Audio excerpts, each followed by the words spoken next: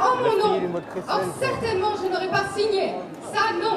Quand j'entends dire que l'UNEF va négocier, l'UNEF ne va pas négocier, l'UNEF va valider, c'est très différent. D'autre part, quand j'entends la vice-présidence, je croyais qu'on devait laisser parler. Quand j'entends la vice-présidence nous jouer de violon à propos de l'inquiétude qu'elle a à propos de ses étudiants, franchement, alors ça a changé du jour au lendemain. J'aimerais bien que vous nous écoutiez quand on parle, parce que justement, en AG, c'est une démocratie, il n'y a pas de hiérarchie. Tout le monde parle d'une même voix, tout le monde a le droit à la parole. Effectivement, même si nous ne sommes pas d'accord, j'estime que nous avons tous le même poids à notre voix. D'autre part, ceux qui nous accusent de populisme parce qu'on est pour la lutte, parce qu'on serait des ultra-gauches ou des jusqu'au-boutistes, très bien, parfait. Moi, j'assume d'être ultra-gauche. Personnellement, même, je me dis d'extrême gauche. Mais pour ceux qui nous accusent de populisme, je vous dirai une chose. Les gentils sbires de Pinochet accusent aussi à l'unité de populisme. La lutte doit continuer, l'occupation aussi, et le piquet aussi. Mais je rappelle que le blocage et les examens sont des modalités de la lutte.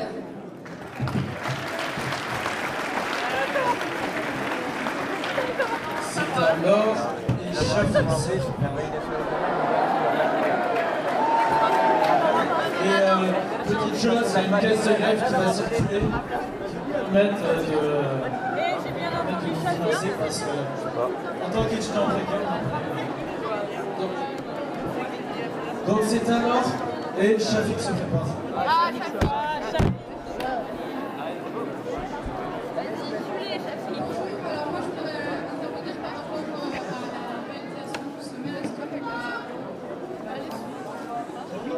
Par rapport au plan qui nous est proposé pour les examens, je voudrais quand même rappeler que les professeurs sont en grève et que même si les cours reprenaient, la plupart des enseignements ne seraient pas donnés.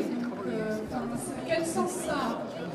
Et deuxièmement, ce que je voudrais souligner, c'est qu'il y a plein d'étudiants qui sont actuellement en L3 ou qui font des dossiers pour Erasmus et qui doivent donner leur réponse pour le M1 ou pour Erasmus en juillet. Donc une session en septembre, ça pénalise les élèves. Je ne sais pas si vous demandez à ne pas pénaliser les élèves, mais ce que vous proposez nous pénalise. Donc ça n'a aucun sens. C'est liquide. Voilà, c'était juste ça que je voulais ça. Ah, il a fondu. Tu peux le boire. Ah, il a fondu. C'est un Shafik. François se prépare. Il est fondu là.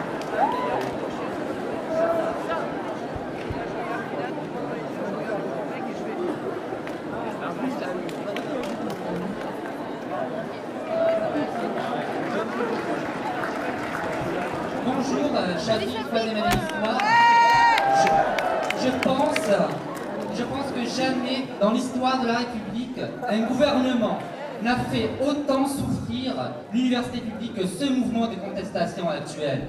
Car si le gouvernement veut affaiblir le service public, ce mouvement l'anéantit en le coupant des citoyens. Car aujourd'hui au niveau national, ce mouvement, il faut le dire, ce mouvement n'est plus en mouvement, sans faire de jeu de mots. Ce mouvement n'avance plus. Et je voudrais vous citer Che Guevara. Che Guevara dit « La révolution, c'est comme une bicyclette. Lorsqu'elle n'avance plus, elle tombe. Nous pouvons éviter de tomber en réouvrant le campus, tout en continuant à manifester dans les rues, à organiser des coups d'éclat spectaculaires, comme la tenue de cours sur la place du Capitole par exemple, et tout cela en réussissant à sauver notre semestre à travers le nouveau calendrier des examens proposé par la présidente de l'université. Il faut donc absolument immédiatement voter la fin du blocage, car au point où nous en sommes, les jours contre des mois. Et il faut... Non, c'est pas inscrit dans le règlement. Je peux être debout, je peux être dans les airs, je peux être sous terre.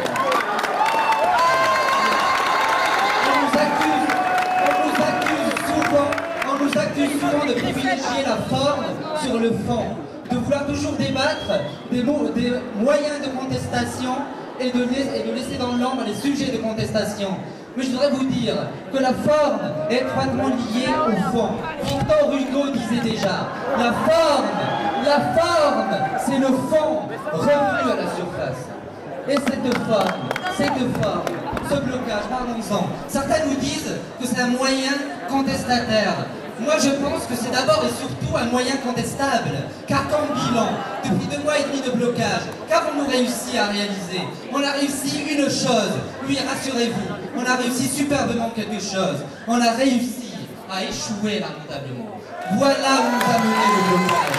Le blocage nous a mené très loin, mais en arrière.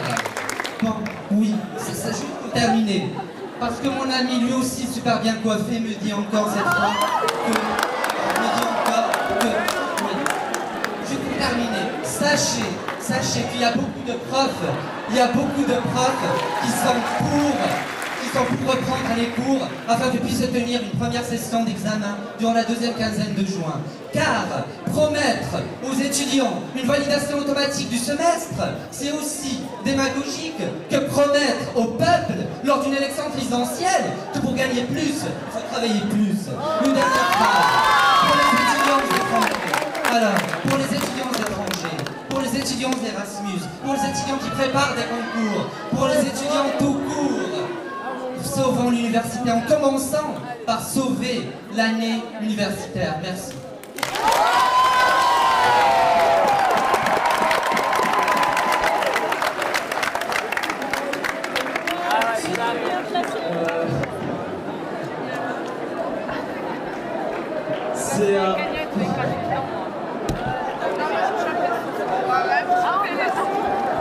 C'est un François et Chico c'est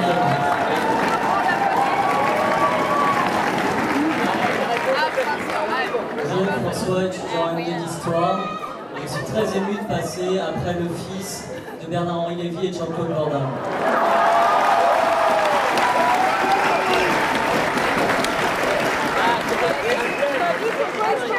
Pour parler sérieusement à propos de la présidence, quel fabuleux destin, monsieur Filâtre. Quelle bande de crétins, la présidence. Quelle mentalité de tapin. Toi, t'es le fils de Guy Carrier, quoi. Mettre une compagnie de sécurité et le coût, on a les premiers chiffres.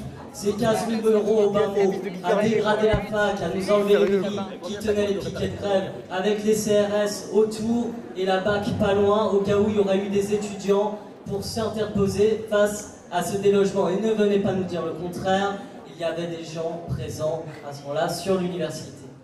C'est clairement une compagnie privée qui est venue débloquer avec, s'il le fallait, les forces de l'ordre. Nous, ce qu'on a fait, c'est qu'on n'a pas dégradé la fac. On a enlevé les palissades de sécurité. On a enlevé les palissades de sécurité. Alors oui, on va nous dire, oui, ça coûte de l'argent. Mais on a passé un accord avec le musée des abattoirs pour faire des piquets d'art contemporain. Et j'invite tout le monde à faire le tour. Et vous verrez qu'il y a du travail derrière, une idée, une thématique, et que c'est pas rien.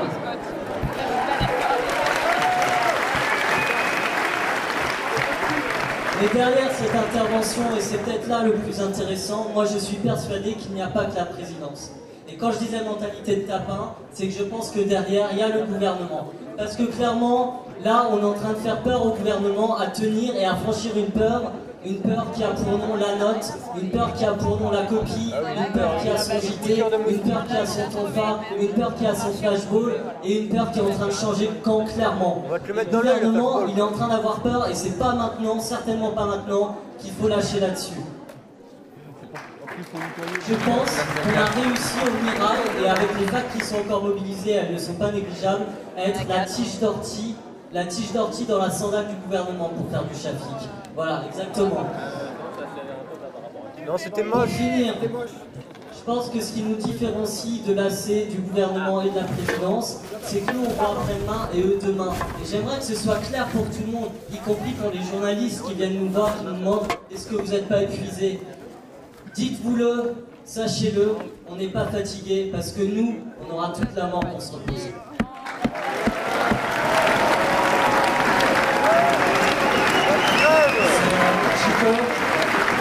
C'est un Chico, et lui se fait pas.